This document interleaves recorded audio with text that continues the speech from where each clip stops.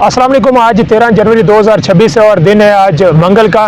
तहरीक लबैक को एक और ट्रैप में फंसाने की कोशिश की जा रही है और बहुत सारे लोग इस हवाले से बात करना शुरू हो गए हैं और आप ये कह सकते हैं कि एक बयानिया जो है वो लॉन्च करने की कोशिश की जा रही है। इससे पहले किस तरह का ट्रैप था जिसमें मेरे ख्याल में तहरीक लबैक को फंसाया गया था, और वो ट्रैप किस तरह का था।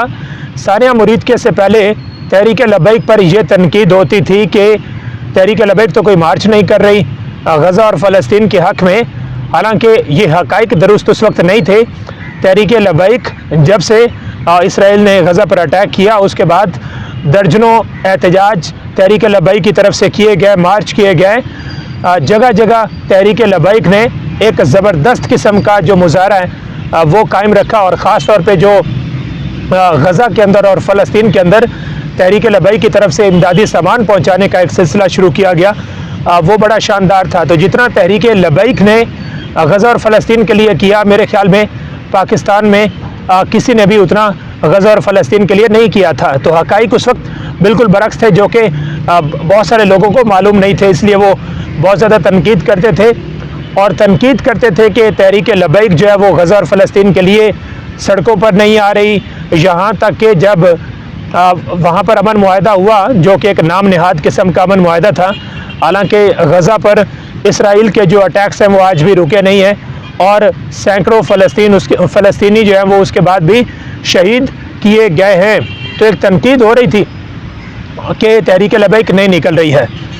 फिर तहरीक लबैक निकली और तहरीक लबैक को घेर कर वहाँ पे मुरीदके में एक ब्रूटल किस्म का क्रैकडाउन किया गया। अब जब तहरीक लबैक 3 माह तक तहरीक लबैक की तरफ से क़यादत के हवाले से कुछ नहीं बताया गया, अल्लामा साद हुसैन रिजवी और अनस रिजवी के हवाले से कुछ नहीं बताया गया, तो इस दौरान भी बहुत ज़्यादा तनकीद होती रही है। लेकिन अब जब कुछ बता दिया गया, जब तहरीक लबैक की तरफ से ये बताया गया अनस रिजवी के हवाले से कि वो कहाँ पर हैं, और उसके फिर इम्पैक्ट मैंने आपके सामने रखे थे 4 बड़े इम्पैक्ट, और वो इम्पैक्ट फौरी तौर पर आना शुरू हो भी गए हैं। यानी कि बहुत सारी जगहों पर जब ये बात पहुंची तो वहाँ से फिर बातें होना शुरू हो गई हैं। कल के वीलॉग में मैंने आपको दिखाया था कि किस तरह का एक ही मैसेज जो है वो बहुत सारे लोगों को फॉरवर्ड किया गया। आज मैंने और देखे वही कल वाला जो मैसेज है आज बहुत सारे लोगों ने मज़ीद भी शेयर किया हुआ है, और अभी एक काम मज़ीद किया गया कि उसको इंग्लिश में ट्रांसलेट करके भी आज कुछ लोगों ने शेयर किया हुआ है। तो बहुत सारे लोग एक तरफ तो वो बयानियाँ बना रहे हैं कि तहरीक लबैक जो है वो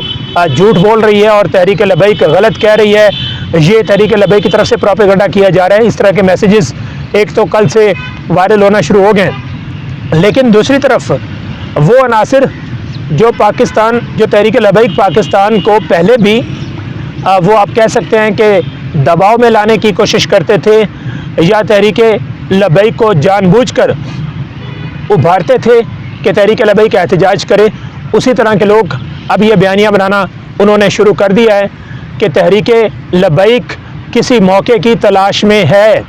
तहरीक लबैक एक और एहतजाज करना चाहती है, एक और मार्च करना चाहती है, लेकिन वो किसी मौके की तलाश में है।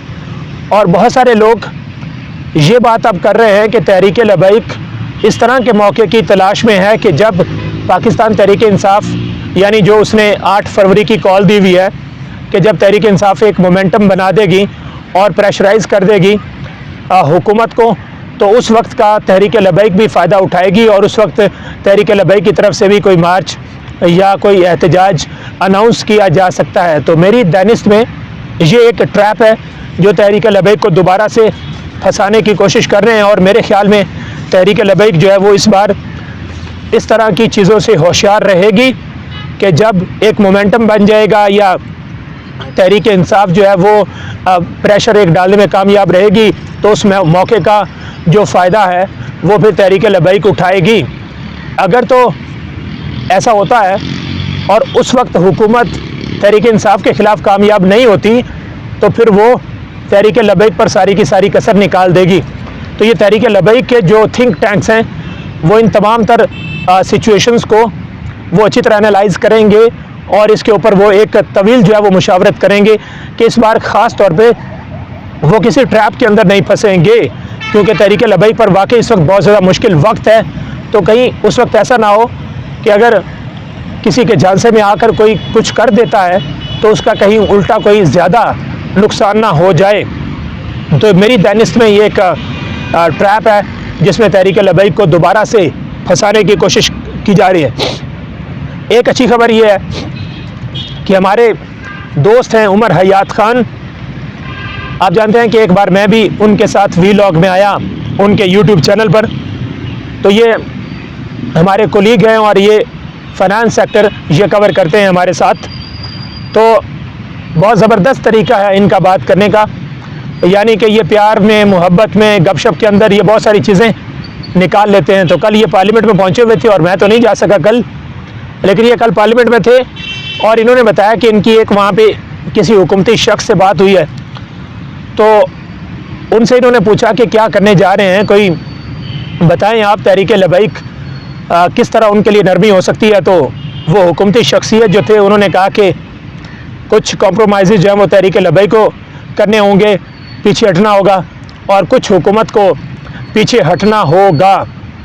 तो मुज़ाकरात की बात भी चल रही है, जो रास्ते हैं वो भी निकाले जा रहे हैं कि किस तरह कोई रास्ता निकाला जाए, क्योंकि हमेशा इस तरह की जो सूरत हाल है वो रह नहीं सकती है।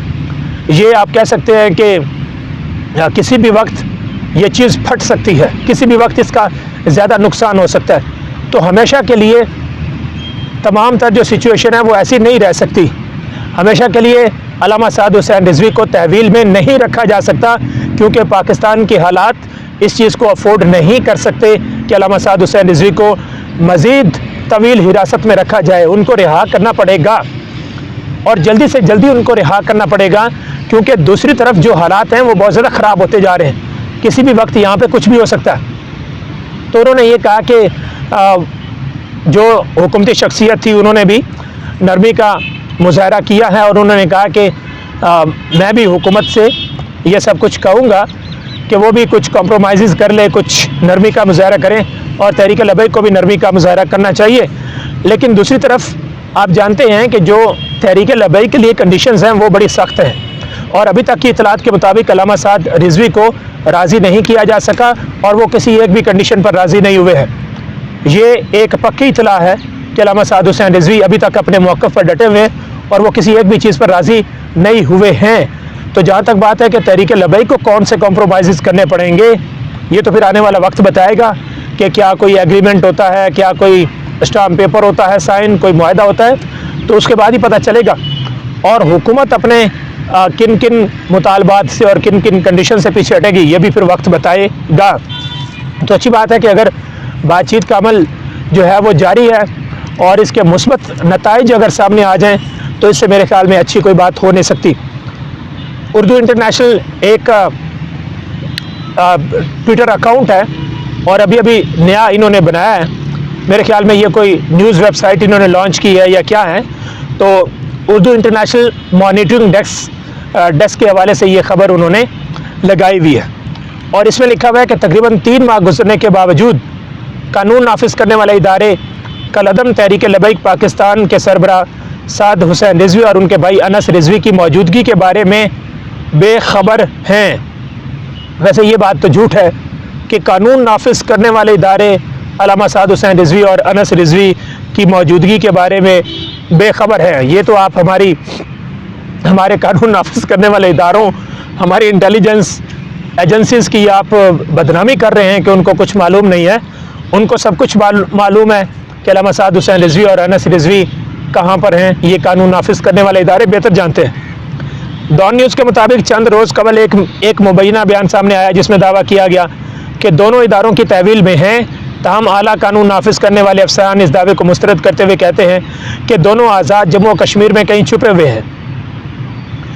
पुलिस के मुताबिक रिजवी भाई उस दिन फरार हुए जब पंजाब पुलिस ने मुरीदके में TLP के एहतजाजी कैंप को ख़त्म करने के लिए ऑपरेशन किया। ज़राए के मुताबिक दोनों भाइयों को मुतअद्दिद संगीन नौयत के जराइम बशमूल इंसदाद दहशत गर्दी के इल्ज़ामात में मुलविस होने के सबब आला सतह के मतलूब मुजरिम करार दिया गया है। अब तक शेखुपुरा में 44 और लाहौर में 11 FIRs दर्ज हैं। पुलिस का कहना है कि वो मोबाइल या दीगर आलात इस्तेमाल नहीं कर रहे, जिसकी वजह से उनका पता लगाना मुश्किल है। मोबाइल या दीगर आलात वो इस्तेमाल नहीं कर रहे हैं, इसलिए जी उनका पता नहीं चल रहा।